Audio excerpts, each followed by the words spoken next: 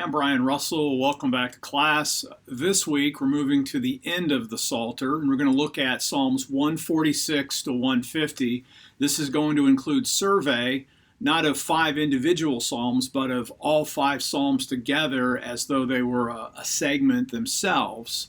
So you might think of this as a 5-verse psalm, but each verse is an entire psalm for this survey. And then we're going to do an interpretation, or kind of a mini interpretation, which I'll explain in a minute. Again, the instructions I think are fairly clearly written, but I want to walk through it again so you can kind of see it and hear it visually. So you're going to do a survey, and remember the survey. You have 5 psalms.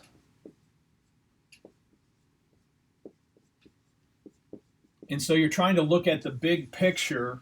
How would you break up these psalms? Like, which psalms would you combine into main units? And then what would the subunits be? So note, at least if you were going to say each psalm was its own individual unit by itself, you'd have 5 main units, but perhaps you can actually pull some of the psalms together and have less than 5 units. So again, what's going to happen in your survey? You're going to do main units and subunits.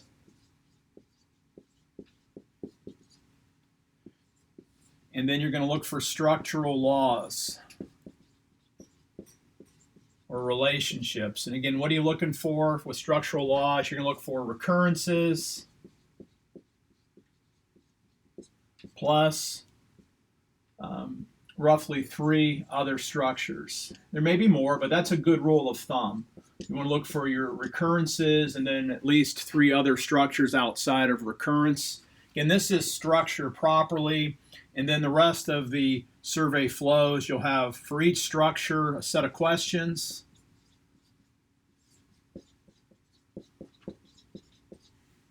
For each structure,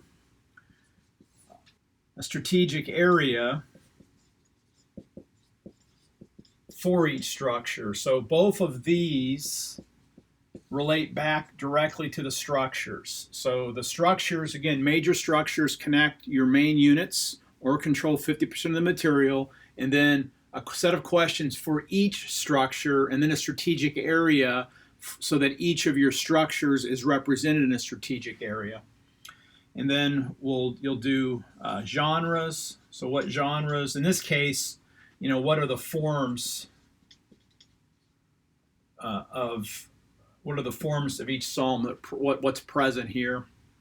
6, then make an atmospheric observation. How would you describe the atmosphere with a couple of adjectives, and then other miscellaneous observations, things that don't fit into these other categories, add those. So that's the structure. Again, make sure you're not turning in a survey of each psalm. You're turning in a survey of Psalm 146 to 150 as a whole.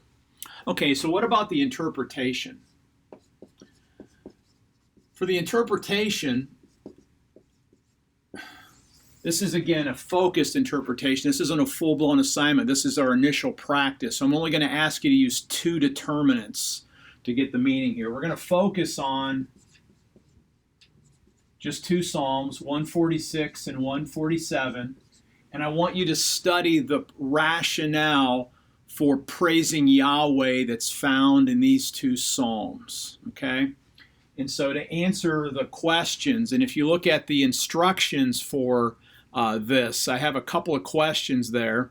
What are the precise and specific reasons for praising the Lord? What's the meaning of each reason? Why do these psalms call for the praise of the Lord? That's straight out of the instructions. So you're going to take those questions, and you're going to answer the questions with contextual observations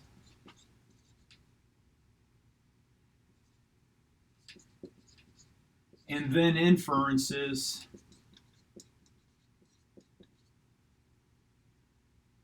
from 146 and 147.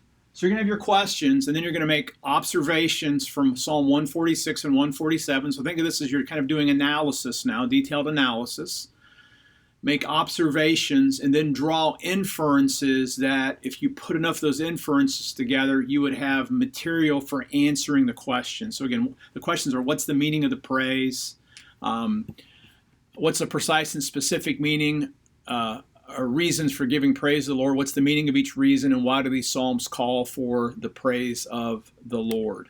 So look at that, answer those via observations and inferences. So again, if you like, you can do the 2 columns that you practiced in IBS 1, 2-column format, and then draw a little summary of your reasons, and then dialogue critically with at least 2 modern commentaries. I mean, you have James Luther Mays, so then use Asbury Scholar, use resources that you perhaps own, use library resources and use 2 scholarly resources. Now, do not use Matthew Henry. Do not just use the easily available free stuff on the internet. You want to make sure you have a modern scholarly commentaries. And then obviously you summarize your final conclusions. And this will be this assignment. Now, as we move through the semester, we'll be adding other determinants and even broader book. But again, this is focus. So I really just want you to focus on how can you answer those questions just out of the context of 146 and 147, then dialogue with a couple commentaries, and you'll finish your assignment. Again, Brian Russell, if you have any questions, go ahead and post them, and I look forward to receiving your outstanding work.